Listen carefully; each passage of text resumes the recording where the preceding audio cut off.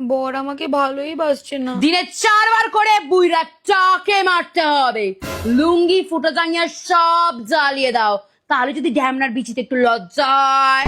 Next. Boyfriend cheat করেছে। কোনো ব্যাপার না, লুল্লু মধু, ছাগলের মুত, টিকটিকির পুত পেটে বয়ফ্রেন্ডকে খাইয়ে দাও, শেষ। নেক্সট। মন ভালো হচ্ছে না। এভাবে টাকা রাখবে